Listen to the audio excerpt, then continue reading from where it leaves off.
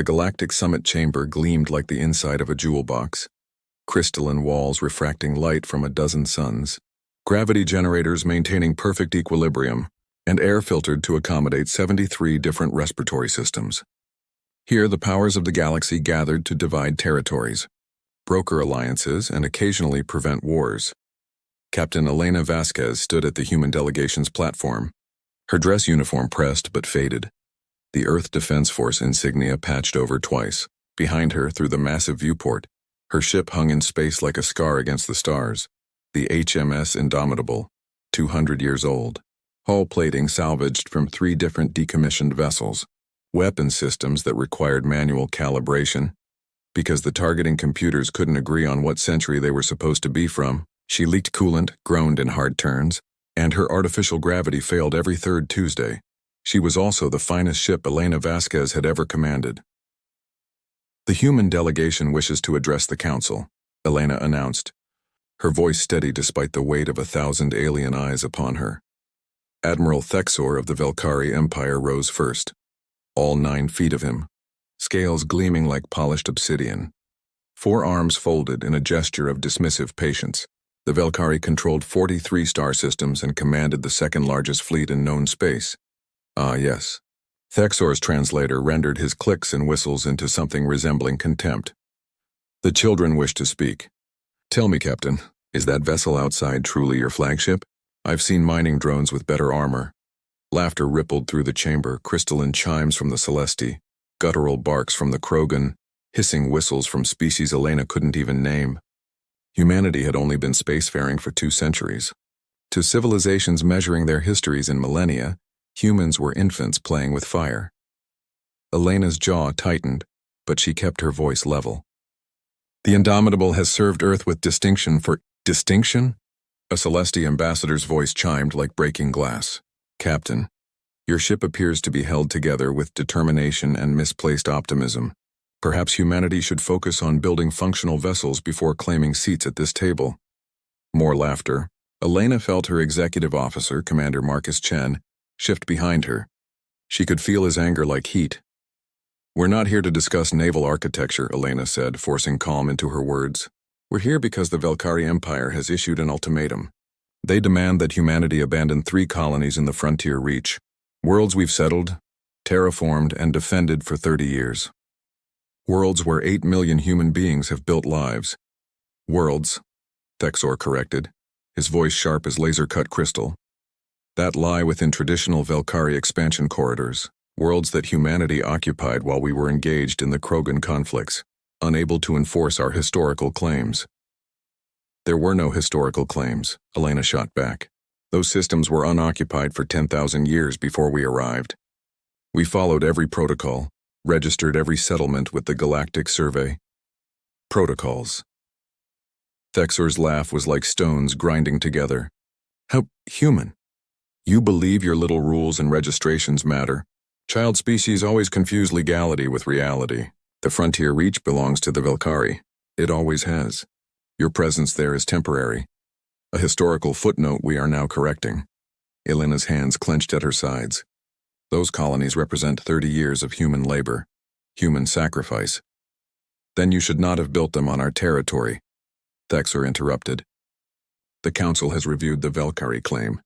While we acknowledge certain procedural ambiguities, the consensus is clear. Humanity will withdraw from the frontier reach within 60 standard days. This is not negotiable. Consensus? Elena looked around the chamber, seeing the same carefully neutral expressions on every delegation. Nobody would risk Velkari displeasure for humanity's sake, not when humans could barely defend 3 colonies, let alone project power beyond their home system. The matter is settled, announced the Council Arbiter, a floating mass of neural tissue suspended in nutrient gel. Humanity has 60 days to complete an orderly evacuation.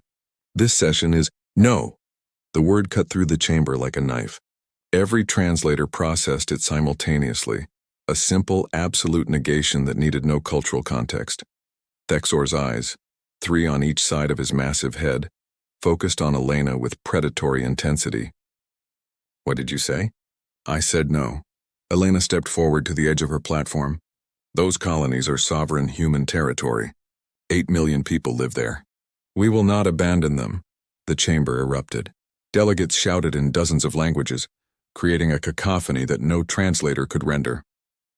But beneath the chaos, Elena heard Thexor's voice. Cold and clear, then you will die there. The Velkari admiral rose to his full height, his forearms spreading wide in a gesture of martial declaration. Humanity has 60 days to evacuate or face the consequences. I will personally lead the enforcement fleet.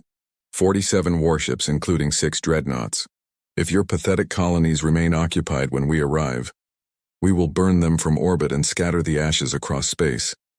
He looked directly at Elena, his eyes reflecting starlight like dark mirrors. And we will start with that flying scrapyard you call a flagship. Perhaps when the Indomitable is floating wreckage, humanity will learn its place among the grown-ups. Elena held his gaze. Around her, the galaxy watched and waited for humanity to blink, to falter, to understand that survival meant submission. Instead, she smiled, thin and hard as a blade's edge. 60 days, she said quietly. Come and take them. The Indomitable hung in space above New Harmony, the largest of humanity's 3 frontier reach colonies. Below 8 million souls went about their lives farming, building, teaching children, creating something that looked remarkably like hope. In 57 days, the Velkari fleet would arrive. Final tally, Captain, Commander Chen said, his voice tight. We've got the Indomitable, 2 orbital defense platforms that were never designed for military engagement, and 6 cargo haulers whose crews volunteered to stay. That's it. That's everything between 47 Velkari warships and those colonies. Elena stood on the bridge, studying the tactical display that showed their pathetic defensive array. 800 human beings on the Indomitable alone, all of whom had refused evacuation orders. Her crew. Her family. Earth Command sent reinforcements, Lieutenant Sarah Park reported from communications. They're 48 hours out. And the Velkari fleet? 56 hours, Elena nodded slowly. The numbers were simple, brutal. Earth's reinforcements, such as they were, would arrive too late. The Indomitable and her makeshift fleet would face Admiral Thexor alone. Captain, Chen said quietly, we could still evacuate. Swallow our pride, save those 8 million lives, fight another day when the odds are better. Elena turned to face her executive officer, seeing the same exhaustion she felt reflected in his eyes. They'd been running drills for 57 days straight, pushing the Indomitable past every safety threshold, jury-rigging weapon systems that had no business being jury-rigged. If we run now, Elena said, we'll run forever. The galaxy will know that humanity breaks when pushed. Every species with a grievance, every empire with an ambition will see us as prey. And if we stay, we die, Chen replied. All of us. Against those odds, this isn't a battle, it's a massacre. Maybe. Elena looked at the tactical display again, seeing not just ship positions but possibilities. The kind of desperate, impossible possibilities that only made sense when you had nothing left to lose. But massacres go both ways. She turned to address her bridge crew, 23 men and women who should have been terrified but instead watched her with something like faith. I won't lie to you, Elena said. The Velkari outgun us, outman us. They have better ships, better weapons, better everything. By every rational measure, we should surrender. She paused, letting the weight of that truth settle. But humanity didn't reach the stars by being rational. We did it by being stubborn. By refusing to accept that impossible means, don't try. Every species in that council chamber looks at us and sees children. Weak, naive, easy to break.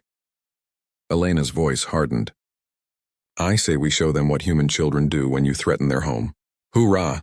The response came from every station simultaneously, a barking war cry that had echoed from ancient battlefields to the stars themselves. Commander Chen, what's the Indomitable's maximum acceleration? Rated maximum or actual maximum? The one that won't kill us. Chen grinned, and for a moment he looked 20 years younger. 0.37C. But Captain, the engines will hold together because Chief Engineer Rodriguez is a goddamn miracle worker. Speaking of which, Elena tapped her comm badge. Rodriguez, I need everything this ship has got, everything. I don't care if we burn out every system. We only need to survive one battle. Rodriguez's voice came back with a thick Martian accent. Captain, I can give you point 4C, but the ship might shake apart. Then reinforce the structural supports. With what? We've already stripped half the interior bulkheads for armor patches. Strip the other half. Anyone who can't fight doesn't need walls. A pause. Then, you're crazier than I thought, Captain. I love it. Give me 6 hours. Elena turned back to the tactical display, her mind racing through scenarios, discarding the conventional, embracing the insane. The Velkari would expect humanity to fight defensively, to cluster around the colonies, form a static defensive line, make them pay for every inch. Instead, Elena was going to do something no rational commander would consider. She was going to attack. Chen, I want every missile we have modified with proximity detonators and set to maximum yield. Then I want them loaded with every piece of scrap metal, debris, and junk we can pack into the warheads. You want to turn our missiles into giant shotgun shells? Exactly. At point 4C, even a paint chip hits like a railgun round. We're going to fill space with so much debris that the Velkari fleet will have to slow down or risk shredding themselves. That's... Chen stopped, his eyes widening. That's actually brilliant. Insane, but brilliant. Then we use the orbital platforms as forward artillery. They're slow, but they can fire once before the Velkari eliminate them. Make those shots count. The cargo haulers become decoys. We load them with sensor ghosts and drones. Make the Velkari think they're facing more ships than they are. And the Indomitable? Elena smiled, and it was not a kind expression. We do what this ship does best. We charge straight down their throats, shrug off damage that would kill any other vessel, and prove that humans are too stupid to know when we're beaten. They'll tear us apart, Park said quietly. Probably, Elena agreed, but they'll remember it.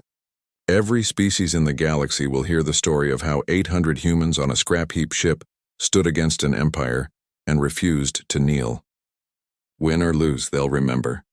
She looked at each of her bridge crew in turn, seeing fear and determination in equal measure. 56 hours, Elena said softly. 56 hours until the Velkari learn what humanity really means. Get some rest, people. When Admiral Thexer arrives, I want him to see humans at their absolute best. Or worst, Chen added. Same thing, Elena replied. Admiral Thexer watched the tactical display with satisfaction. The Velkari fleet had emerged from hyperspace exactly on schedule. 47 warships arranged in perfect formation, weapons hot, shields at maximum. Before them hung the human colonies like ripe fruit waiting to be plucked and defending them. One ancient ship. This is Admiral Thexer of the Velkari Imperial Fleet to the HMS Indomitable, he transmitted. You have one final opportunity to withdraw. Surrender now, and we will allow your ship to retreat with honor. The response came immediately.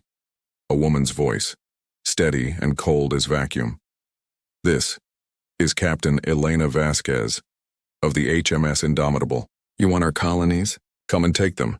Thexer's mandibles clicked with amusement. Brave words from a ship that would be debris in minutes. Very well, Captain. Die with your pride intact. All ships advance. Eliminate the human vessel, then begin orbital bombardment of... The Indomitable exploded forward, not retreating, not maneuvering defensively, charging, accelerating directly at the Velkari fleet at a speed that made Thexor's tactical officer stare in disbelief. Sir, the human ship is accelerating at point 4C. That's impossible for a vessel that size. It's a bluff, Thexor snapped. They're trying to make us think they have more speed than... The Indomitable launched missiles, dozens of them spreading in a wide pattern, detonating in a cascading chain reaction that filled space with expanding clouds of debris. Evasive maneuvers, Thexor ordered. All ships adjust formation. Too late. The Velkari vanguard hit the debris field at combat speed. Millions of metal fragments, each accelerated to relativistic velocity, tore through shields like they were paper. 3 warships staggered, their hulls shredded.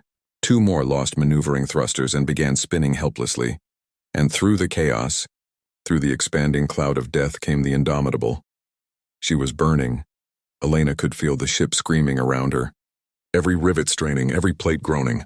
The acceleration pushed the crew to the limits of human endurance. Around the bridge, men and women fought to remain conscious as G-forces compressed their bodies despite the inertial dampeners running at maximum. Debris field successful, Park shouted. Velkari formation disrupted. They're slowing down. Orbital platforms firing, Chen added. Direct hits on 2 cruisers, they're crippled. Elena watched the tactical display through graying vision, seeing the Velkari fleet's perfect formation crumbling into chaos. They'd expected a defensive battle, a slow grinding assault. Instead, humanity had given them violence and madness. All power to forward shields, Elena ordered. Target their flagship. I want Thexor to see us coming.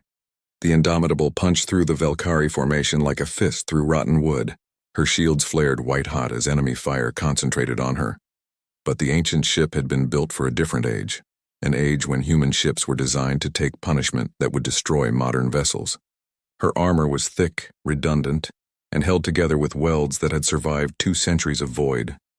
She bled atmosphere, she lost weapon systems, her hull cracked in a dozen places. She kept coming.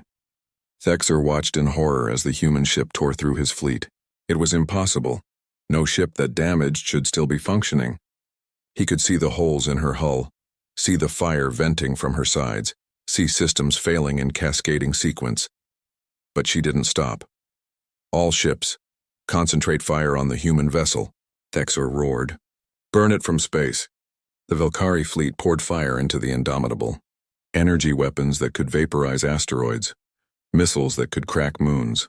They hit her again and again, and still she came, closing the distance, her own weapons firing in precise, devastating bursts.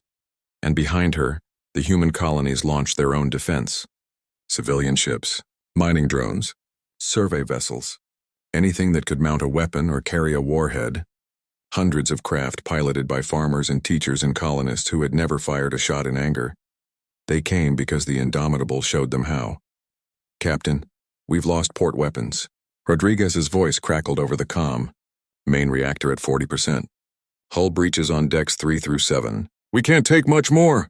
We don't need to, Elena replied, her voice eerily calm. Chen, distance to Velkari flagship. 10,000 kilometers and closing. Arm the antimatter warhead. Set proximity detonation at 500 meters. Chen's hands froze over his console. Captain, that's a suicide run. No. Elena smiled, her face pale with blood loss from where a panel had struck her during evasive maneuvers. That's a lesson. She opened a channel to the entire ship. All hands, this is the captain. Abandoned ship protocols are now in effect. Get to the escape pods. That's an order. Captain, Chen started. Marcus. Elena cut him off using his first name for the first time in years. Get our people out. I need you to tell Earth what happened here.